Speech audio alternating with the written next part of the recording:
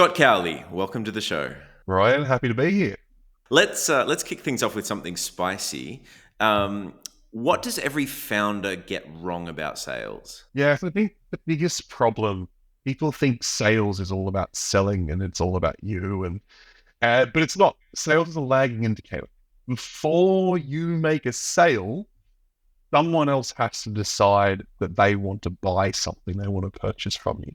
So if you think about sales as the actual journey, you're missing so much of what's going on. Sales is actually facilitating a buying journey and you happen to make a sale at the end of it. But really, sales is not about you. Sales is never about the seller, and it's not even about the sales process because it's a lagging indicator. You don't control any one individual buying from you. They decide to buy, and then you make a sale. But you can influence their decision to make that sale, right? Or make that purchasing decision, right? Yeah, of course you can. I have a 14-month-old though. I can't control which direction she's going to crawl, but I can influence that she's not allowed to go in the kitchen. But I can't control. And I mean, she's only 14 months, so I can't imagine what she's going to be like when she's 2 and walking and things like that. I can influence, but I don't control. And until, especially if you're a founder, and it's just you selling, or you've got a couple of sales reps, it's still very much an art at that level because you don't have enough scale for it to become a science. Until Mm. you've got maybe 10, maybe 5, I don't know exactly where the number kicks in, but until you've got a serious volume of what's going on, it's entirely art based. No sales leader and no sales rep can ever look at their dashboard, look at their opportunities, and go, without a shadow of a doubt, that one is going to buy, and that one probably won't buy. Because we've all had those deals that came out of nowhere, and it's just like, hang on, remind me of who you are again. We haven't spoken in ages. And they're like, yep, Scott, I'd like to buy today. Like, sure, what are you buying? But we've also gone the other way. And like I'll give you a morbid example. At one point in my life, I was involved with a company that sold like software for personal trainers and gyms and yoga studios. And I remember the Boston Marathon bombing because not my deal, but someone else's deal. They were calling the next day to collect a credit card. They called the person, and I can't remember the exact details, but it was something like, "Yeah, I'm in hospital. My leg's been blown off. I'm not buying your software." So sort of a morbid example, but you can never point to one individual deal and say 100% I will put my life on that will close. And you also can't point to any one deal and say 100% I'll put my life on that won't close, even though you get a good gut feel and you probably should stop working those deals. Um, Mm. Sales is not in control of the seller. Influence, yes. Control, no, because things go wrong. Um, Mm. and and that, if you actually look at the example before around the personal trainer, they had it down to a science because they had maybe 600 sellers around the world selling this software, maybe 500, something like that. So there, it's 100% a science. It's Mm. we put a number of leads in, the reps do a number of cold calls, whatever happens, and out the bottom, we should consistently have, I don't know, 100 locations, 1,000 locations, whatever the number is, buying every month, quarter, year. Um, but even when you get there, it's still at the individual level, at an individual seller's level, and maybe at a team level where you've got a small team together. It's still a lagging indicator. Someone else has to decide to buy, and it's still an art because you don't know what's happening on the other end of the phone. Well, so I've done a fair bit of sales now, but I know when I first started doing startup-y stuff, I've only ever done sales as a founder, by the way. I think I had one sales job for a little while, but 99% of my sales experience has been as a founder. And for me personally, I know that when I got started, I used to feel really icky about it. I had this idea in my head that um, I had to call someone and interrupt them and bother them out of the blue, and then I had to kind of trick them into buying something that they didn't really need, and the whole thing just felt really, really icky for me. And I know a lot of founders that have never done sales before and find themselves having to do it. They have a whole lot of mental hangups about it, and especially, so what often happens is that they try to bypass that and just go straight to hiring salespeople, and I'll just get someone else in to do it. Now, I know that you specifically help SaaS founders navigate that transition from founder-led sales to hiring a sales team, and I know that you work with founders, to actually get them effective at sales before they hire a sales team, rather than just skipping that whole process completely. When is the right time to hire a salesperson? So there's a number of hurdles you have to overcome. And I will say as well, this is advice for bootstrapped or lightly funded, because if you've got heavy funding, if you've raised 100 million in a pre-seed round, these rules don't apply, which doesn't really happen much anymore. But kind of 2-3 years ago, it was happening all the time. These rules do not apply to you. You have money and you have to stupid quickly go hire everyone you possibly can. But if you're in a bootstrap scenario or you've raised a little bit of cash, enough for some runway, the founder has to learn how to sell first. The founder has to be able to do the job, generate a little bit of revenue, and then look to hire a seller themselves. But I have a bit of a checklist for what the things are that you need to be able to do and prove before you can actually hire. The first one is you need to know what the expectation is. Do you expect them to get on the phone and cold call? Do you expect them to handle inbound leads? Do you expect them to be closing one deal a week, one deal a month, one deal a quarter, one deal a year, anywhere in between? Maybe I remember when you and I were actually years and years and years ago, there was a job at a company you were working at where they were expecting you to close over 100 deals a month. And I remember running the maths, and I just said, Ryan, the maths ain't mathing. It doesn't make sense. So you got to have that expectation of what can they actually achieve. Then you got to set the goals. So not what's possible, because a founder might do 100%. Most of the time, the goal will be about 80% is a rule of thumb of what's possible. So that's the goal. And also sales, a lot of it is about a confidence game. You got to get a couple of wins early on as a sales rep. And then you got to keep your confidence and keep building it. So you want to set the goal lower than what is actually possible. So rule of thumb, a new seller who in an organization that's never had sales reps before and it's always been the founder, best case scenario, they're going to deliver at about 80% what the founder can do. And then the next one's 80%, the next one's 80%. So like you do replace yourself more than 100%, but founders do just sell differently. So don't take that idea of, hang on, I can close 10 deals a month, just throwing it out there. Therefore, a professional seller who's got more time is going to be able to close more than me. That ain't how it works. Set it at 80%. So you want them to be able to, kind of best case scenario, they should close 8 deals in that month. So that's the goal, different to the expectation, because the expectation is what's the absolute best case. Goal is what you want them to achieve. Then you actually have to know how to do their job, and you have to give it to them, because even if you're hiring someone who is a founding AE, they've been the first seller in a company 3, 4, 5 times before, odds are they don't know your market, don't know your customer, don't know your product, don't know your USP. They don't really understand anything about what you're selling. They've got the past. And it's if you just hire them and go, hey, work it out, you're going to have a year where they make literally no sales. Because they have to work out how to generate leads, how to talk to people, how to, like, what does onboarding look like? What does closing look like? What does this person get when they actually buy? What's the thing they want to buy? Not the thing that you're actually selling them, the thing they want to buy. And an example of that would be nobody wakes up and is like, you know what? I want to buy a bottle of water.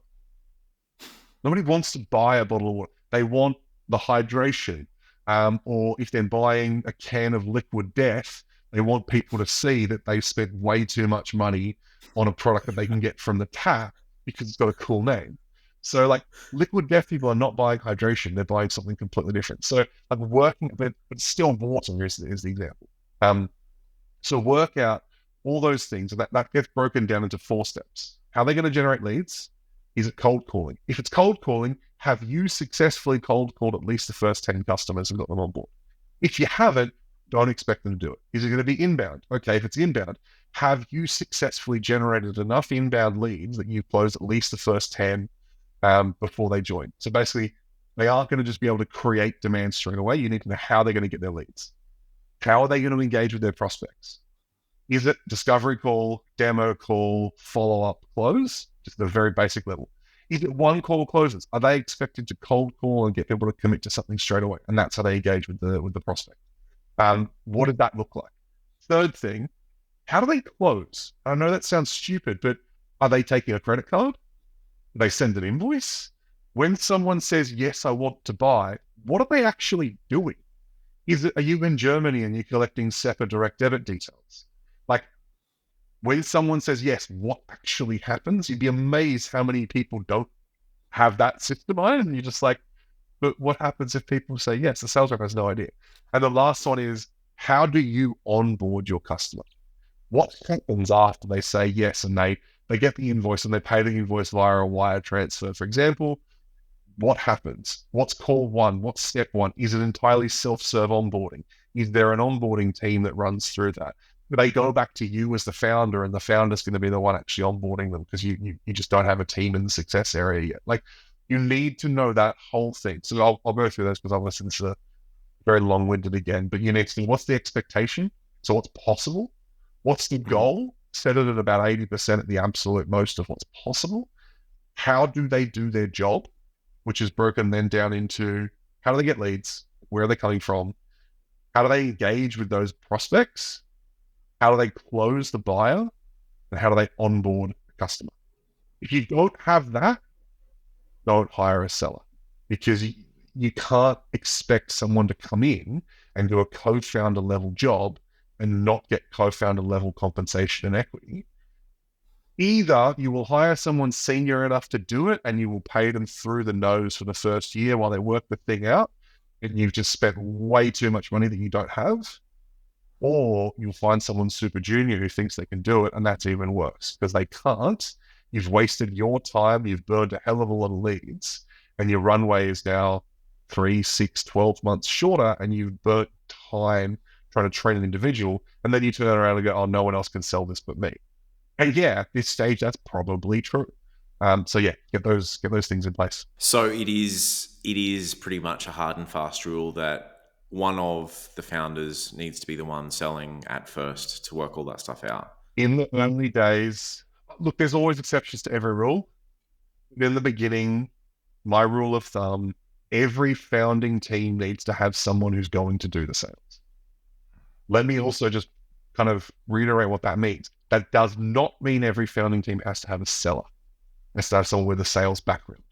My first job while I was still at university with a startup was founded by a networks engineer, a kernel engineer, and I have no idea what the other guy's background was, but it was very, very technical.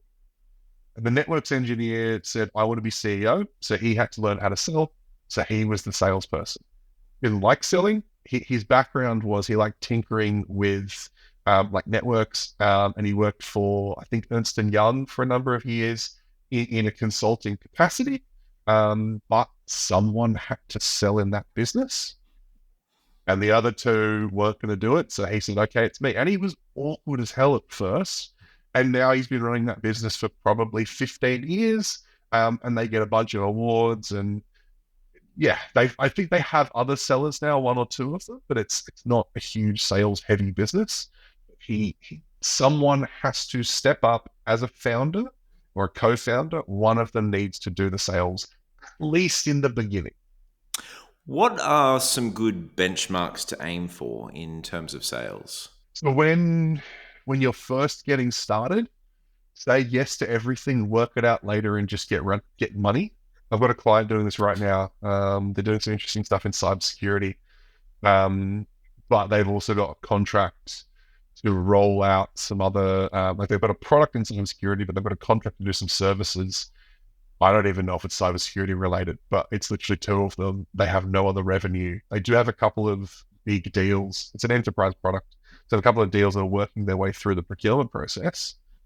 But rule of thumb at the beginning, there's no ratios, there's no percentages. Just say whatever you need to say within reason. Obviously, don't lie, but like do what you can, get money in the door. That's the first thing.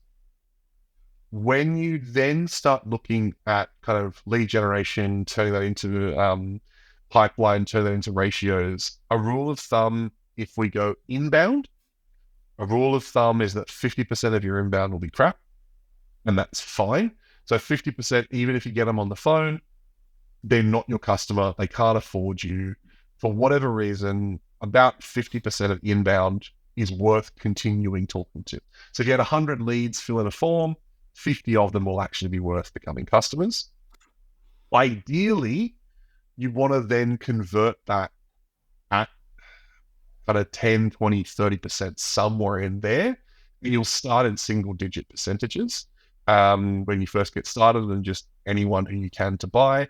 But if you want to be, again, inbound, a world-class inbound organization is converting it somewhere around 30% of the original amount coming in. So 100 come in, 30 buy.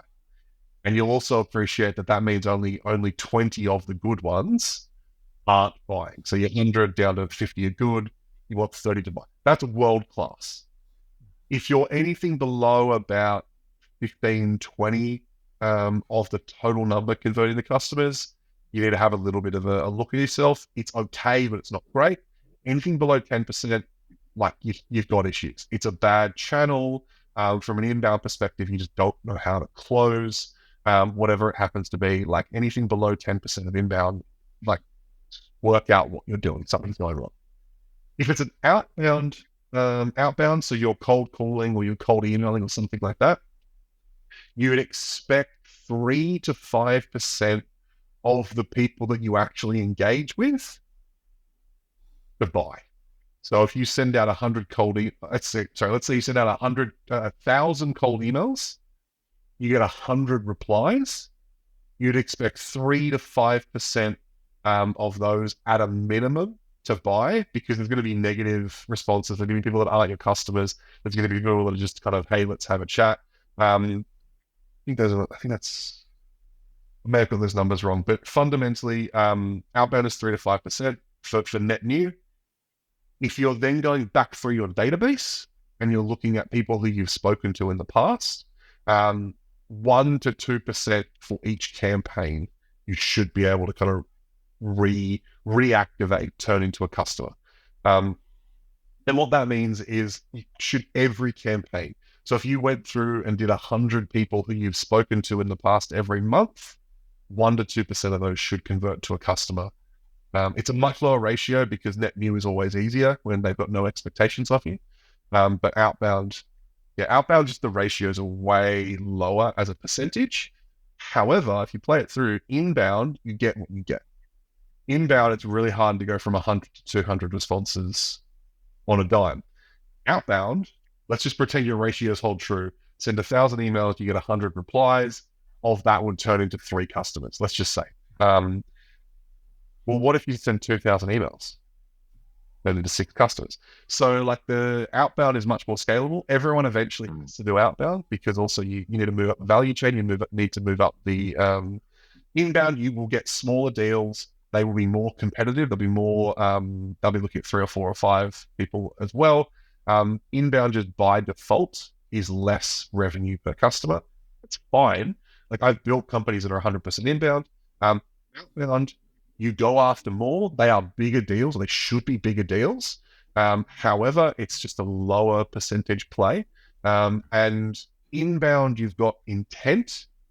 They might not be qualified, so they might be just way too small. Outbound, you have no intent, but they do have that pain because they've responded. So there's a little bit more qualification when they speak to you, and you choose who you outbound. If your sweet spot is companies that are 100 to 500 seats, you're not outbounding solo consultants on LinkedIn. Whereas if you're running my last company was a customer success software, we used to get kind of the Fortune 500 or whatever the really big companies are, whatever that Fortune number is, the big one. We used to get those companies reaching out because they were looking for something totally unrelated to what we did, like completely different. I remember a company that I won't name them specifically, but a company that does a lot of hazelnut production and buys most of the hazelnuts in the world. So you can work that out if you Google it. And they were looking for a software like when you go to the airport, when you come out of the toilets at a large shopping center, and they have the 5 smiley faces, and you press a button, and they were looking for a software that would put that on an iPad for their annual conference. We sold software for customer success teams, basically a CRM for customer success. I have no idea why that person filled the form in. That's what I mean by inbound 50% crap. You get what you get. There's smaller deals because someone is doing an iPad and they're just not going to pay very much for that. So smaller deals. Or outbound, if you were to cold call that company, I'm sure they're massive. So they would have a need for most services somewhere within their organization. You're picking the inroad. You're picking how you get in there. So it's going to be a larger deal because you're not going to go after the very small fish. Yeah, well, just in terms of the stages. So if you get someone onto a demo, like what is a good close rate for a demo call? What is a good close rate for the entire pipeline? If there are multiple calls involved or multiple touch points, like what if someone was listening to this or watching this and going, okay, I know what my sales process looks like. And how am I performing compared to other SaaS businesses? Like, am I on the right path? Am I doing things terribly wrong? What are some of those benchmarks to aim for?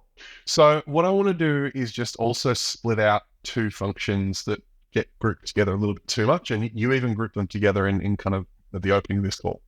So someone who cold calls to generate demos, that's a marketing function. Anything that you do to generate interest, in my opinion, is a marketing function. It doesn't really matter what you're doing, but cold email, cold calling, LinkedIn posting, and social messaging and DMing people, like all of that is marketing. So that gets measured completely differently in my mind. And I'm not going to touch on that. I'm going to split out, as you said. So once you get someone on a demo, you've got them, you've probably qualified them a little bit, is my assumption. So if we think about that inbound 50% of crap, we've already got rid of them. So we've got kind of 50 left out of our 100.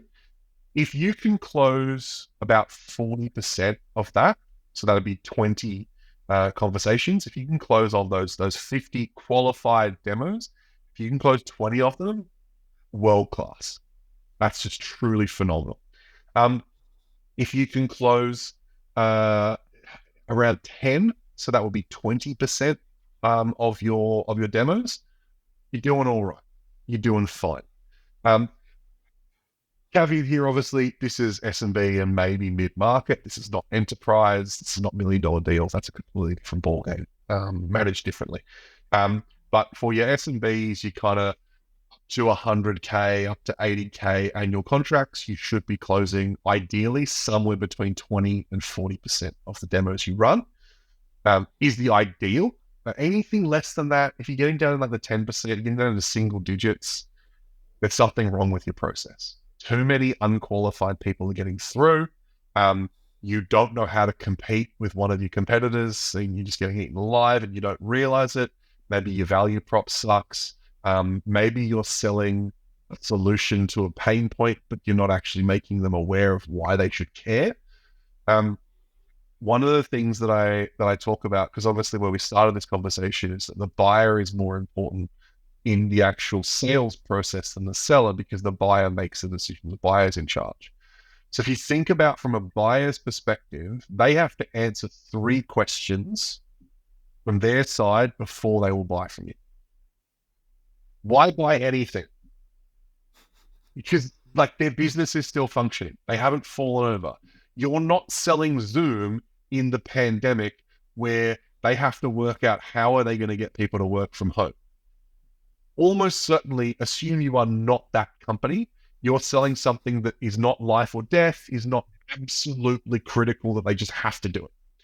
So why buy anything? Why change from what they're already doing? Everyone has problems. Every business has issues. One of the groups I'm in, the leader of the group was talking earlier today.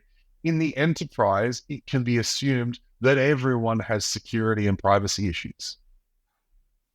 but they've had those issues for the last 10 years and they've never done anything about them. So why buy anything? Why make any change whatsoever? You've got to answer that, and you've got to answer that first. Then the buyer has to think, well, why buy now? Why don't I just delay this for a year? Why is, of all the priorities on my desk, why is this the one that gets my attention? Because again, they've got 100 issues. If you're a CEO of a company with 100 people, you've probably got 200 issues, if not more, and you have to prioritize where you're going. So, yes, we agree that's a major problem, but why do anything about it today? Why does today matter? And to get a deal closed in 3 months, sometimes it has to be today. It's a priority, so they can go through the effort and the headache of actually going through a procurement and a buying cycle to make that decision. And the last one, and the one that people hit on the most, is the least important in the scale, because it doesn't matter until the end. Why buy from you? Everyone, almost every sales process is like, hey, we have this amazing widget, and this widget's so good at this one problem that we solve. And it's so, everyone's really good at that. And the reason you're good at that is most likely what got you to here has been referrals, has been inbound that kind of came out of nowhere. It's been when a referral comes to you, they're 60% closed because they trust the person who sent them over. Like they've already decided they have a problem, all those sorts of things. Yet when you start talking to people that don't necessarily know they have a problem, and you're telling them not only do they have that problem, you're just telling them that, not only do they have to solve it now, but they have to solve it the way you solve it, you've skipped too many steps. And it's just like, well, but okay, but I don't even agree I have that problem yet. So if you think about, and this is where most people's sales process is built, is why should they buy from you as opposed to your competitors? Why should they come and get coffee at Joe's Coffee as opposed to Luckin Coffee next door? What if they're a tea drinker and they don't like coffee? So it's got to be in that order. Why buy anything? Why make a change to my status quo? Why buy today? Why is that change so important to be done now and I can't ignore it? And only then, why should I buy from you as opposed to your competitors? And the last part of that, why buy from you as opposed to your competitors? The other part of that is there will be 10, 20, 50 different ways to solve the problems that you solve. There's an old quote in SaaS that if your customers aren't solving this problem with a spreadsheet, they're lying to you.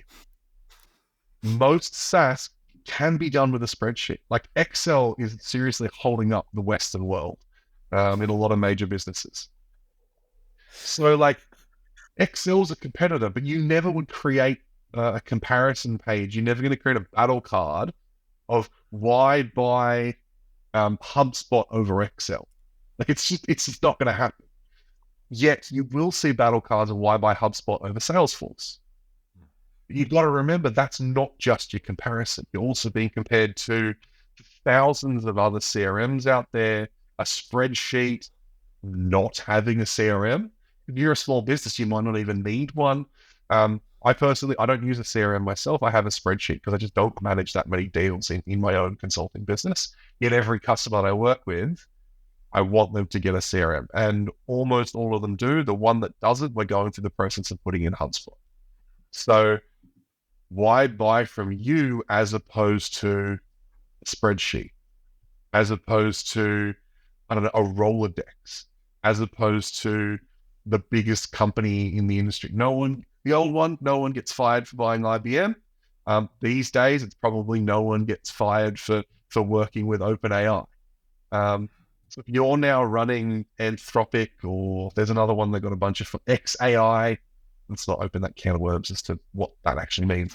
But anyone who is making a decision as to which AI to integrate with, and they've got OpenAI on one hand and they've got Anthropic on the other, probably one of the larger other players. Well, no one's going to get fired for picking OpenAI. You might get fired for picking Anthropic. So why buy you? How do you de-risk it? How do you make it so that they can't buy any other alternative? Your way of solving the problem is the best way. Well, let's get a little more tactical for a moment. You were talking about battle cards. You were talking about a bunch of stuff there. If someone's watching this and they don't really know the first thing about sales, or they're having to step into doing sales for the first time and they don't really know what they're doing, can you kind of break down the best way to structure a demo call? like step by step. So how long should it be? What do you do first, second, third? How long do you spend on this? How long do you spend on that? How do you close? All that kind of stuff. Can you kind of talk us through that whole demo call? Like how long should a demo call be to begin with? Hey, it's Ryan here. I'm glad you're enjoying the video. Listen, if you want to meet me or some of the people that I interview, you should really join the StartupSauce SaaS founder community. It's a private Slack group for SaaS founders based outside of Silicon Valley who are past the idea stage and want to focus on growth. About 30% of our members are doing over $1 million a year in revenue, so it's a pretty high caliber group. You'll get access to regular mastermind calls and workshops, and every week we share exclusive marketing tactics and resources that you can use to grow your business faster. So, if you want to give yourself an unfair advantage and learn from other SaaS founders who are 1 or 2 steps ahead of you, head over to startupsauce.com and sign up. I think there's a link in the description down below as well. Anyway, I'll see you in there. Asking someone who lives their life solving one particular problem, a very specific question will never get you a specific answer. It depends. Somewhere between 30 minutes and an hour is good. But it depends. There's always going to be the answer there. So I'm going to give a lot of assumptions, make a lot of assumptions, and I probably won't voice all of them now. But a very basic level, before someone gets to a demo, you need to do some sort of qualification. Or the demo has to be really short. Reason being, for every minute you spend face-to-face, you're spending at least a minute prepping, following up, paperwork, all those sorts of things. So if the demo is the first step in your process, as short as possible. I've got one client who they do 15-minute demos, technically, is what people book. They usually go beyond that 15 minutes, but if they're not qualified on the other side, they will end it at 15 minutes. They'll literally show the software. It's not actually software, but they'll show the thing and then end the call. So if you haven't done any level of qualification, as short as reasonable. If you have, as long as you need to actually have a genuine sales conversation. What I mean by that is in 15 minutes, can't get into pain, can't ask them why they're actually buying. You will maybe be able to show, if it's a software, 1 or 2 screens. Maybe. 15 minutes is barely enough time to, I don't know, brush your teeth. I'm going to assume you've done some level of discovery, some level of qualification, some level of, you know, roughly that this is the right person to be speaking to. So the first thing you need to do is you need to redo that discovery, confirm everything, rebuild the pain. They're talking to you for a reason. People don't make decisions and they don't buy stuff unless it actually hurts enough to buy it. They have to value, especially in the SaaS world, like it's not actually the cash that's the problem I've noticed in SaaS. It's the stickiness of having to change their internal processes. And knowing that buying from you doesn't mean I'm buying a piece of software. It means I'm buying a license to a piece of software that I'll have to keep paying for, and I have to make a lot of changes internally. And what I mean by that is I have an agency client they do design. And it's a design agency and they sell like 80K packages. And it's like a 3-week sales cycle because you either want it and you want to change your design and you're doing something, and they sell, like in their deck, they've got like a skincare brand as one of their testimonials. They've got a like a large retreat resort thing. I say large, it's a large property. I think it's only got maybe 80 rooms or something like that. And then they've also got like a bank. They did some, like a neo bank, a micro bank, they did some design work for. But these are their 3-week sales cycles, maybe 4 weeks at most, because someone comes to them or they get an introduction or whatever to someone much later in the process from a sales perspective, and that they don't have to change a huge amount in their business to buy. So yeah, they're spending $80,000, but internally they don't have to change a huge amount. It's just a couple of different designs on the website, a couple of vector files go here and there. Software, on the other hand, it might only be a $10,000 software, but it always involves a change internally. So you have to build a hell of a lot more pain for someone to not just spend money and make the problem go away, but to spend time, effort, and energy. So the money is often not the actual issue. I know that sounds stupid, but from a building the pain perspective, you don't Don't think about it as a $10,000 sale. Think about it as the amount of change they have to do. So you got to build the pain up enough. So just in that, so let's say you do that 15-minute demo, and that's not really enough time to do it. You can show them one or two screens, but let's say like that's your first step, that's your filter. Then you get on the second call, which is the actual demo where you talk through their pain points and stuff like that. So you should be starting that call with, remember last time we spoke, you said this was an issue and this was an issue and this was an issue. Well, like talk me through that a bit more. Do you reiterate what you spoke about the pain points previously, or? Yep, pretty much. Yeah, so I call it a mini discovery, because you have to get them back into, why do I care about this again? And you want to get as quickly as you can to emotion of, why do I care? Because as soon as you can get to emotion of, oh, I need this, I love this, I want this, then you transition to logic of how they're going to implement it. You have to, when you're selling to someone, you have to hit them emotionally, and emotions have to come first. And then they have to make a decision, they have to back it up with logic. Because like, I would love to buy a Ferrari. I'm 6'6". I don't think I fit in the average Ferrari. So not only would I have to buy a very expensive car, I'd then have to get customized seating and customized stuff like that. And like, that just feels like a lot of effort. So emotionally, I'd love to have a Ferrari, because then I can put my foot down and it makes a really cool sound. Logically, can I be bothered spending even more to then get the seat customized? I don't know if that was a great analogy, but it's the one we're living with. So you've got to rebuild that pain. Then you spend the rest of the call reiterating, rebuilding, getting them to say, oh, I love that. Oh, cool. Hang on, help me understand. Why do you love that? What's going on there? And if you want a great way of doing that, it's really fun. It's called Drop a Really Bomb. Just go and search for message me on LinkedIn, Really Bomb, and I'll send you the article. My website is just, I am a sales guy. I'm not a marketer. I'm not a tech guy. My website sucks. Don't go and try and look for it there. Just message Ryan, message me, Really Bomb, and you'll see a fun way of getting people who say, oh, I love that, to transition to like emotion to logic, which is what you try and do the whole way through. Tell you what, I'll make it easy. I'll stick a link to that in the description for the video. We'll make it See, this is the marketer coming out, letting people just go and find it. No, I want them to message me, and then I can sell to them. No, it's fine. We'll stick a link in there, but it's really fun. Dropping Really Bombs is lots of fun. And so again, we'll start with build the pain, rebuild the pain, reiterate the pain, and then what you want to do is you have to link. Ideally, spend less than 5 minutes actually showing your software, and link absolutely everything you show to the pain that they want to solve. And if you do that successfully, like, hey, you told me that you have an issue with, I don't know, you have a problem that you don't know which customers are going to churn and which customers aren't. Okay, cool. Here is the dashboard that will show you the customers at the most chance of churning. It looks like this. It specifically does this and this and this, related exactly to the processes that you told me about previously in this call.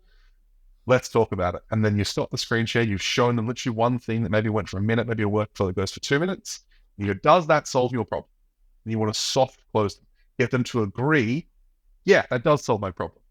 Now, the other thing is, when they say yes the first time, they're probably saying yes to keep the conversation going. That's how humans are. There's 3 types of yeses: commitment, confirmation, and counterfeit.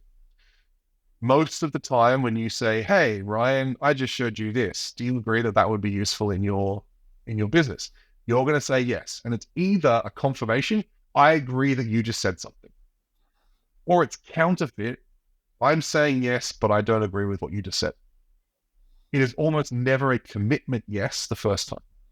So you can ask, and this is what I call the question stack. You can ask a yes or no question. They're always going to say yes.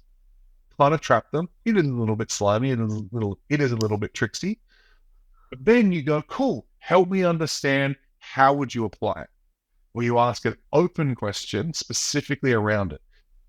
And the person has 2 options. One, they tell you, oh, actually, I don't think it is, I don't understand it, or no, that's not relevant to us. Or they say, oh, yeah, cool. So what you just showed me is this, and I believe this is how I would apply it. There's only 2 options there. Either they agree or they didn't. The first time that you say, hey, do you agree? Oh, did you like it or whatever? They're always going to say yes. It's not that they're lying to you. It's that they're fulfilling their social obligation of confirming that you asked them a question, and they're supposed to say yes. You push back, and then you get deeper. And basically, did you actually solve their pain point? Have you actually shown them why they have to make a change? Have you actually shown them that your way of doing that is the best way of doing it? As I said, though, you want to only do a few minutes of actually showing the software, as little, frankly, as you can get away with, because the alternative is it's more like training. Hey, welcome to blah. First you click here and then you do this, and then you click here and then you do this, and then you click here and then you do this. And that maybe starts answering the question before of why buy from you. But more than likely on the other end, the buyer's going, I can't link my pain to which button he just said to click. And that's all that matters. Your software is, you've probably got customers, you've probably got very happy customers because you're at this stage, or you are genuinely solving a real pain. However, your job is you have to link their pain to the thing that they do, or the thing that your software does for them, very explicitly. That's the meat and potatoes of the actual demo conversation. So the last thing you want to do, and you want to reserve 10, maybe 5 minutes if you're bad at time management. I'm bad at time management. I always screw this bit up, but I always make sure it gets done. The last thing you do, you either close, which is what's your credit card or whatever it takes to close. If you're a month-to-month commitment, just close them, get them on board, get them started. If it's an annual commitment, there's a bit more money, there's a bit more change management, great. Get them to agree if they want to move forward or not. If they do, bam, fam. Book a meeting from a meeting. Keep momentum. If you don't end that meeting getting something in the calendar. So if you just literally, how many times, anyone who's watching this who's done at least one sales call, the call ends with, yeah, we love it. We'll go internally and we'll come back to you. So when I did my research last company when I was running a small sales team, we were like, why is our close rate so low? What's going on? We worked out about 60% of deals just dropped after the demo. And we worked out the reason was we weren't booking anything afterwards. And the 60% I'm talking about, almost all of them, we never spoke to again. They almost all ended when we watched the video recordings with, yeah, we love this. This is great. We'll get back to you next week. No, do not accept that. Whatever it takes, get a solid commitment, whether it's next week, Tuesday, 2 p.m. One client I've got who does the 15-minute demos, they say, hey, we'll talk again next week. Is now good or should we push it an hour? It's really simple. Yep, next week, because if someone's got time on a Tuesday at 2 p.m. and they're talking on Tuesday on 2, they've probably got time next Tuesday at 2 because most people's calendars are relatively consistent. And if you say it so directly, hey, should we same time again or should we push it an hour? They've kind of got two options implicitly of same time, push it out, or they go, oh, actually, I'm away next week. Let's do the week after. Right, happy days. You've now got something in the calendar. You've booked a meeting from a meeting. It's damn fair. Amazing. When you send that over, they have to explicitly reject you now. They have to do a thing to reject you. They have to not turn up to a meeting they've committed to go to. If you don't, hey, I'll get back to you next week. We'll go internally and we'll talk about it. We'll come back to you next week. They don't have to do anything to reject you. Implicitly, there's no next step available. Yes, the social contract says that they're going to come back to you. Who hasn't lied to a salesperson and then not had any issue about it later on? Like, I am a salesperson and I've lied to sellers. We know it happens. So if I just quickly go through that format, mini discovery, do it again, rebuild the pain, get them to emotion as quickly as possible, solve their problem, show them a couple of screens, talk about it, solve their problem, get them to agree you've solved their problem, then bam, fam, book another meeting from the meeting. And if you need to, the bam, fam could be to get additional stakeholders. The bam, fam could be to build a business case. The bam, fam could be, it doesn't really matter. Just get a time in the calendar so they have to reject you Um, as opposed to there's nothing, they don't have to implicitly 2 weeks go by, you haven't heard from them, you're never going to hear from them again. So yeah, that's a pretty solid demo structure if that's all you do. So just to summarize, you get to the end of that call, and either they're ready to buy right now. If they're not ready to buy right now, well, you ask them, like, are you actually interested in this, or is this definitely a deal breaker for you? It's definitely, like, at what point do you walk away from that? Where do you draw the line between, okay, do we want to book another meeting from a meeting, or is this dead in the water? Should I just stop wasting my time and energy on it and move on to the next one? Like, is there a point where you'd make that decision? It depends. Oh, come on, don't. No, so the answer is basically if the question started with you are just starting sales, you're still learning sales, you don't really know what you're doing. In that case, always err on the side of book another meeting because you don't know, you have no idea. So always try and book another meeting. Even if they say there's a deal breaker, even if they say like there is no way we're going to move forward with you because of this, this, and this, they'll try because you just don't know. It's an art at this stage. And you're not Picasso yet. You're like my 14-month-old who has a handprint. So like, just do it. When you get a little bit more skilled, when you've run 100 meetings, maybe 200 meetings, and you've closed 10, 20, 50 customers, you will start to get a feel for what's going on. One of the things I love with what you just said as well, Ryan, is get them to reject you. Buyers hate when sellers reject them. Like, it happens all the time, but buyers don't notice. Good sellers, elite sellers, are rejecting quite a few of the people they talk to because they're not a good fit. For example, if you are selling $100,000 a year software and you get approached by like the intern at a company, why would you have that conversation? If you're busy, you're an elite seller, you actually know what you're doing, you're not wasting your time talking to an intern. No offense to the intern. No. There'll always be someone cheaper. And the intern, most likely, if they've been sent to go and look at people, they're going to base it on price. They're going to tell people the next level up what to do based on price. Maybe you use the fact the interns reach out to you to cold call the actual leaders of that company. But if you're an elite seller, you're not going to talk to an intern. So you get a feel of what's going on. However, when you are first getting started, you've got no idea about what you're really doing, for the first 100 meetings, no matter what they say, even if they're like, it's a complete deal breaker, still ask the question, hey, so do we want to keep this conversation going? From what you said, A, B, and C is probably a deal breaker, but is it 100% a deal breaker? We want to keep the conversation going, or there is no way it is possible for you to overcome that issue and we absolutely have to end it here. But notice there's actually a lot of waiting in what I said. Keep the conversation going. Easy, very few words to say it, no emotion. Or do we absolutely have to end the conversation because there's no way, lots of words, very emotive, very negative emotions built in? People will overcome the language you've said if they really do want to end the conversation. People who are like kind of on the fence, maybe even leaning a little bit negative, if you phrase it like that and frame it like that, they go, oh, yeah, no, we can have another meeting. This might be overcomeable. So just your question was when to reject. When you're first getting started for your first 100 meetings, don't let them reject you. And also the way I phrased that, like, they're the ones saying, no, I don't want to keep going.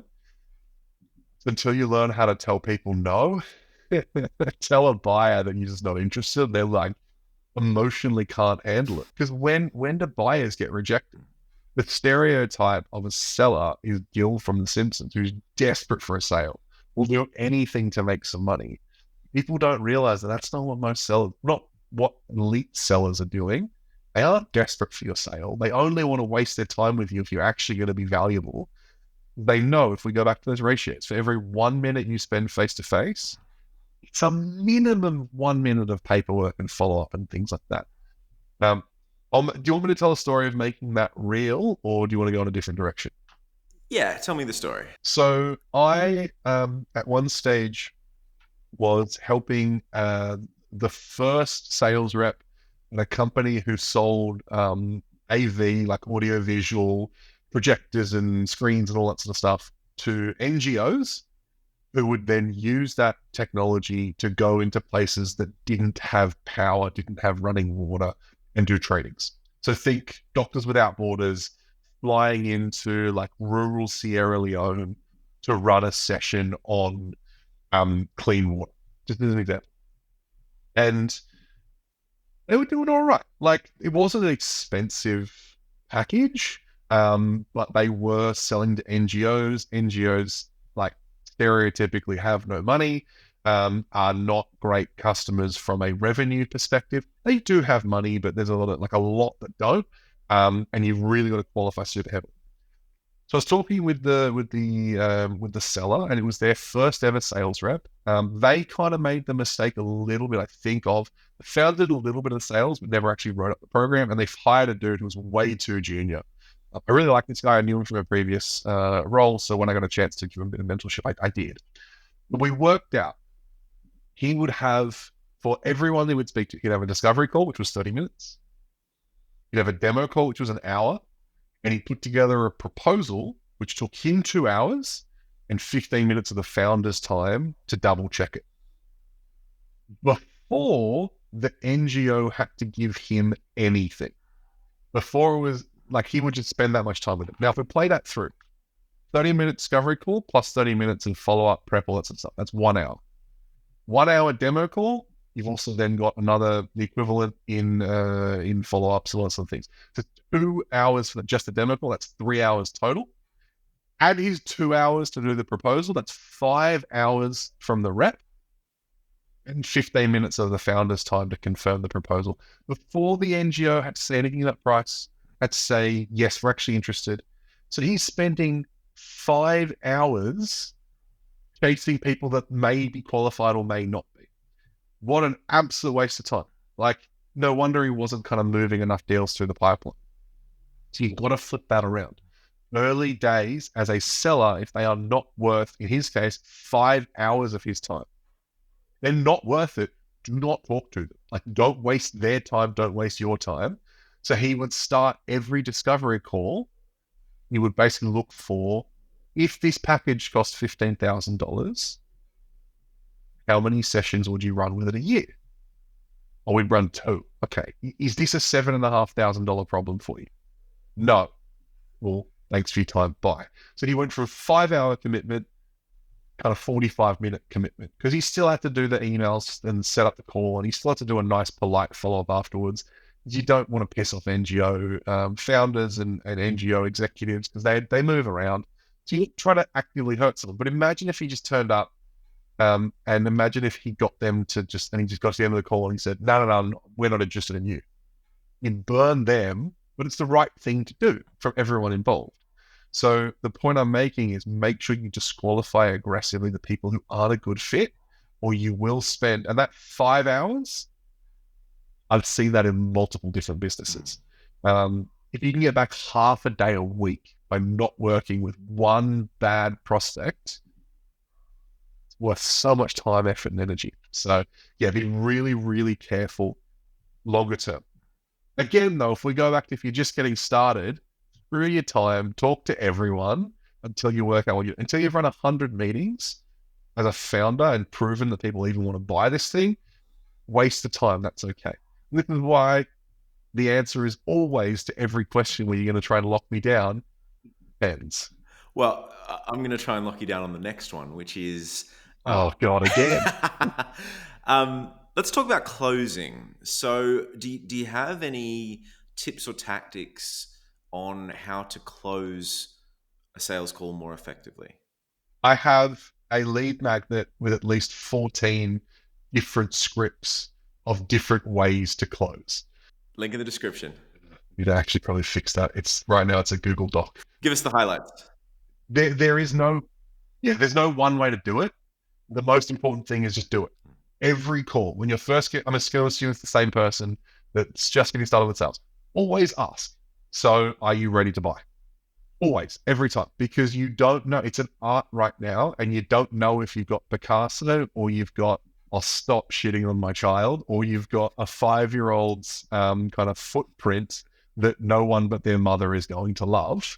You don't know when you're first getting started. So always are on the side of ask for the business explicitly, implicitly. Use the higher power close. It's one of my favorites. Like whatever you do, ask for the business. Hey, Ryan, it's $5,000 a year. Are we ready to go? And you're gonna hear no a lot, and that's fine because then, well, actually, you're gonna hear a lot of I'm not sure and like bullshit because people can't ever tell a salesperson no, which it just also just annoys me so much. Basically, there is only two answers to that question: yes or anything else, and you will hear a lot of anything else. So, okay, cool. Help me understand what would it take for it to be a yes today. The first answer they give you will be bullshit. Ask it again. Hey, that makes a lot of sense. So you say, help me understand, like, what else though? Is the first answer you always get, as we talked about before. Same with the yeses. The first yes is always not a lie. It is a lie. Like that's just how humans are. Whatever you get at the beginning is always a smokescreen. Well, you got to ask again. Okay, cool. And what else? So ask a third time. Whatever they're telling you, that's actually how they need to buy. The most important thing is on every call. It doesn't matter whether it's a sales call that you think you can close, whether it's a discovery call. Like as soon as you can, ask for the piece of business. You need to learn what people are going to say, why they're rejecting you. Then again, when you transition to being elite and you're selling much higher value products that require more stakeholders, all that sort of stuff, then you're going to sell the next step.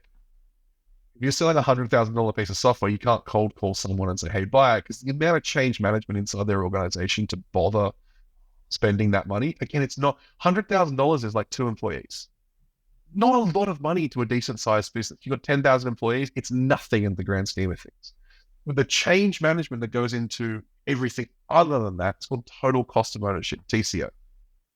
It might be $1 million TCO to buy $100,000 software. So when you get larger companies, you can't, obviously it doesn't make the same sense. When you're first getting started, you're selling the $200 a month SaaS. You're selling the $5,000, the 20 grand a year SaaS.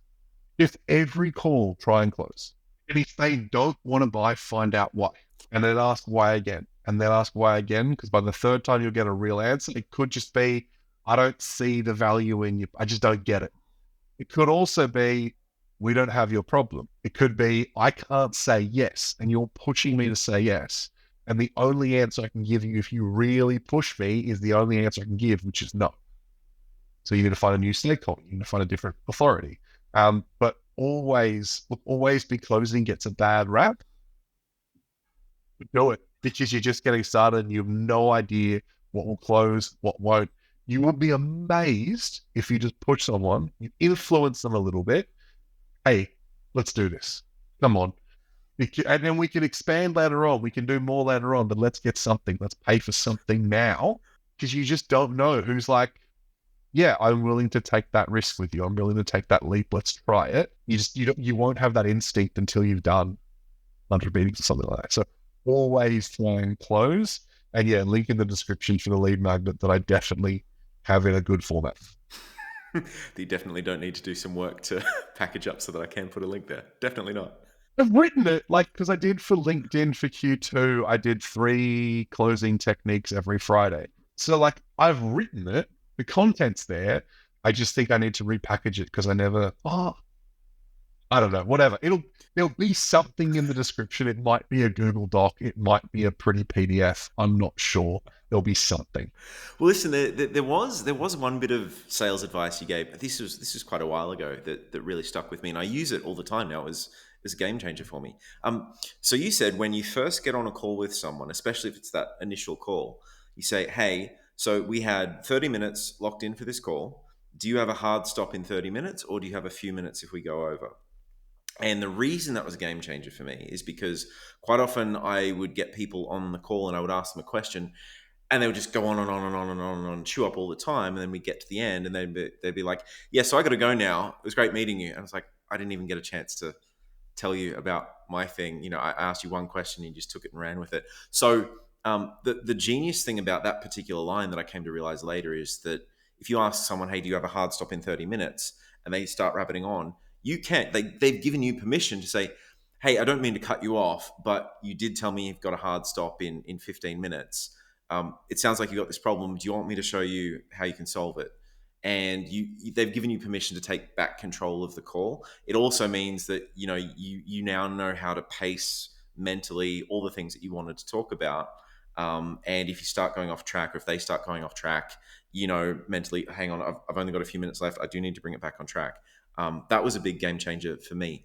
Are there any other little tips or tactics? No, not even like not even magic lines or anything like that to say on a sales call, but just with the whole sales process. Do you have any little tips or tactics for founders or entrepreneurs who are doing more sales and they want to improve? Brian, just want to say that question seems a little bit specific. Can you ask a broader question, please, so I can answer? Can you give me at least 5? I'm going to answer this in probably the weirdest way that you're expecting. So when I first got started in sales, I was working 2 jobs because I couldn't afford. I just moved out of home, couldn't afford rent. I was working 2 jobs. I was delivering pizza, and I was doing my sales job, and I was selling a little bit, but not enough to cover rent. And basically I had to quit the pizza delivery job because I just didn't have time mentally to do all of it. So I quit it, and I read a book by a guy named Jeffrey Gitomer called The Ultimate Sales Bible. This was before the latest edition. I think the latest is the 2015 edition, and it has like some LinkedIn social selling stuff in there. Now, the reason why I'm answering it like this instead of getting super specific and going tactics is because it depends on what someone needs. But more importantly, the Ultimate Sales Bible is basically 100 logs with one idea each that is so consumable and so easy to read that you can read one chapter every morning. It'll take you 5 minutes and see if you can apply that idea today. And basically the chapters are aligned in like closing, opening, networking, social selling, whatever. So just go to the chapter that makes the most sense, read the first one, and apply that tactic. Because that way, rather than me giving one piece of advice to people listening to this, I highly, highly recommend. It's Jeffrey Gitomer, The Ultimate Sales Bible. I have bought this book at least a dozen times, and every time I buy it, I'll read 1 or 2 chapters and I'll give it away. I've given this book away so many times because I just love it. It's so consumable. So that would be the answer that gets everyone. If there's if I had to give my own answer, you really tied me down to one thing. It would be, it's okay for you to say no to the wrong people so you can say yes to the right people. Because, and what I mean by that is, your time is the most valuable thing as a founder. Even as a sales rep, your time is the most valuable thing because you're not judged on the amount of meetings you have. You're judged at the end of the day on the revenue you bring in. It doesn't matter how hardworking you are. If after a year you haven't closed anything, but you do the most sales meetings, that's nice. If we're in the UK, you'd say, here's your P45, which is when you leave a job. Here's your notice. We're done. Doesn't matter how hard you work. So you have to, by definition, work a little bit smarter. So protect your time from the wrong sort of people and learn who they are as quickly as you reasonably can. But yes, you have to, as a founder who's getting started, you have to run 100 meetings. They're going to suck. Fine. But learn the patterns of who buys from you and ruthlessly weed out those who don't, and fight as hard as you can to keep in those who do and close them. If you can't close them, call them back in 3 months. And do you have a recommended tool stack? I know you mentioned you don't personally use a CRM, but you use a spreadsheet because you don't have that. You individually as a consultant don't need to manage that many deals at once. However, the companies that you work with do, and so they need a CRM. Like, is there a CRM that you would recommend? Is there a certain tool stack that you like using together? Is there any software tools or other tools that you would recommend to people looking to amp up this sales process? If you're a one-person sales org, just use a spreadsheet. Like, there's 1,000. Just Google like spreadsheet CRM. I loved. I'm falling out of love with it, but HubSpot is great. I think it's becoming too big and becoming more of an enterprise tool, or at least a mid-market tool. I haven't found what to replace it with yet. I've got one client who uses Close, and if you're cold calling, close.com is great. Terrible reporting and just weird reporting structures. But if you're cold calling, Close is phenomenal. Um, Once you've got a team, though, once you've got more than one seller, you have to get a CRM because you've got to manage too many things.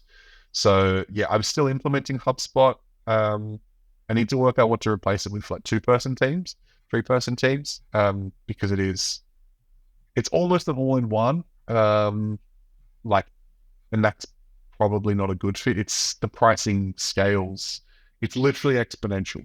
It's free, then it's like $30 a month, then it's like $300 a month, then it's like $1,000 a month. So it's pretty, yeah, the pricing goes up super quickly. But yeah, I do like HubSpot. It does work. If you're one of the biggest things that people don't buy is they don't have a call recording software. Was especially founders, they feel embarrassed to record the call. Can you imagine? Imagine you're a professional athlete. Imagine you're the coach of Real Madrid, or you're even the striker of Real Madrid. Can you imagine not watching the game? Like, can you imagine you guys just got beaten 4-0 in the first leg of a Champions League, just like a knockout stage? So you flew over, I don't know, to Manchester. I'm getting very specific soccer references here, by the way, so people don't quite understand. Champions League and the knockout rounds, you go there and then they come to you, or the other way around. So imagine you're Real Madrid, like one of the best football teams of all time, the Champions League. You've now flown over. You're playing against Manchester City, who've won literally everything in the UK and a few European level for the last kind of 10 years. You get beaten 4-0. Now, imagine you got back and you just said, cool, let's move on. It doesn't happen. You go and you watch from every angle, and the coach sits down, and maybe there's actually someone who literally looks at game tapes and goes, look, we noticed this weakness when the defender runs this way, there's space here, so drop in behind them. So like that's obviously the sporting analogy. But if you get a call recording software, you get that. You can go and watch your calls again. Don't watch them in 1 times though. You'll hate the sound of your own voice. Watch them in 1.2 times at least. Watch your call again. What did you miss? What did you do well? What did the prospect actually say? Not what did you think they said in the moment when you're trying to think things through. What did they actually say? Go and watch when you were successful or when you failed. Get a call recording software. Fathom is free for 1 person. When you get a team, there is a team plan. I personally use a tool called Avoma just because I like its interface. If I was starting again, I'd probably get Fathom. Once you've got a decent sized team, move to like a Gong or Gong alternative because it does a hell of a lot more than just call recordings. But get a call recording software as soon as you possibly can, because it's such a game changer. It's, as I said, it's like a professional team not watching anything that happened. Get a call recorder. And I'll give you this very, very simple trick. Because most founders are worried. They're like, oh, I feel itchy to record calls. Here's what you do. Hey, Ryan, are you okay if I record this session? Now, Ryan, you've got 2 answers. You're either going to say yes or why. No one ever says no. Why is no? And you go, so that we've got a record of the conversation. 99 times out of 100, someone will say, oh, okay. And it's almost like, oh, well, I see you've got a record. Yeah, of course. Then you get your call recording software in, or you press record on Zoom if you really don't want to get another tool or whatever it is. But again, 99 times out of 100, I've done this with so many people. I've implemented call recording software in so many businesses. You will get 1 person go, oh, actually, no, I don't want to do that. Typically, they're in cybersecurity, or typically they're a privacy advocate. Fine. 1%, fine, don't record it. But every other, it's so valuable. So get Fathom's free. I like Avoma. When you're big enough, go Gong. Any other tooling? Yeah, there's a bunch of other stuff, but it's more marketing related. And what I mean by that is it's lead generation. So anything that's not sales. One thing I will say is I'm still torn on deal rooms, like digital deal rooms and like digital sales rooms. And what it is, it's like it did take off, and it seems to be like sizzling a little bit because I don't see the value in it personally. But it's where you upload all of your documentation. Like you'll have a security section, and it's basically PDFs and videos and stuff like that that basically says like, here's everything that that person needs. You send them a link. The reason that's really interesting is every time they click on that link, they're obviously thinking about you, and you can get back in touch. But I haven't seen it really make sense for small businesses. And it's kind of faded away now with all the AI lead gen stuff that's happening. That'll fade away too. I think that'll last longer. But that's like kind of sales stuff. Um, and anything's lead generation. That to me is a marketing function. It's not sales. It's important, but it's not the world that I know a huge amount about. I don't really care if you're sending your cold emails from Lemlist or Smart Lead or Apollo or whatever. Don't send them from your CRM at HubSpot. Don't send them from your main domain, but that's a different conversation. Yeah. I don't really care if you're buying from Apollo or Lusher or whatever. Like, it's lead generation. Work that one out a different way. Yeah, and the thing is too, like, I used to run a cold email agency. There are a bajillion tools that all effectively do the same thing. Like, we used to use QuickMail, we've used Lemlist, that was good. We use Instantly now, although I've heard Smartly does good things as well. I think it's been a while since I've looked at it, but anyway, yeah, there's a whole bunch of different tools that you could do that all effectively do the same thing. But the important thing is, use a tool to schedule the emails. Don't send them from your own primary email account, because you don't want to risk getting blacklisted for spam. That's bad things happen when your main email account starts going straight into the spam folder all the time. So let me bring this back. So we talked about, was it Jeffrey Gitomer, the Ultimate Sales Bible? Are there any other books, resources, tools that you would recommend to founders who want to get better at sales? Yeah, so I do a weekly newsletter, and I'm 100% going to plug my own thing. You should indeed. It's good. I write a newsletter. It goes out every Sunday. It's 4 minutes or less. I'm actually getting it down to 3 minutes or less to read now. So it's super, super short, hyper actionable. It's designed to be used in your very next call. So if you want to sign up for that, it's just thesalesmastermind.com/newsletter. I'm sure there'll be a link in the description. It's free. It's a one-click unsubscribe. So if it sucks, feel free to unsubscribe. And it's always less than 3 minutes. And as a hyper actionable. So a lot of the stuff we've talked about today, like the 3 questions, the ratios around pipeline, that's all in the backlog. It's been interesting. I started a newsletter wondering if I could scale it to like 100,000 people and start running ads against it. But I realized the real value comes from having to write down my own ideas and my own thoughts to get those on paper, and it makes it easier to then share with other people. Because a lot of what I'm talking about, I've been talking about and selling for years, and my newsletter takes those ideas and really kind of encapsulates them. We also sometimes send fun emails as well. So every now and again, I'll send out a list of YouTube videos that are just about sales, that just kind of get you in the moment. Those are also fun. And those happen on the weekends when I run out of time. My newsletter. If there's anything else, LinkedIn is a phenomenal resource if you follow the right people and you curate your feed fairly effectively. If you're looking at lead generation, it's a book called Problem Prospecting, put out by a bunch of guys. I do a little bit of work with 2 of them now. I read it before I knew them. Yellow cover, Problem Prospecting. I think it's Amazon print on demand. It's pretty affordable. HubSpot's blog is quite good for sales. Google it, because there's literally 1,000 different people talking about sales. It's not like waste management and like how to run a tip that nobody wants to. Whereas sales is like everyone wants to talk about it because everyone wants to buy it. There's a hell of a lot out there.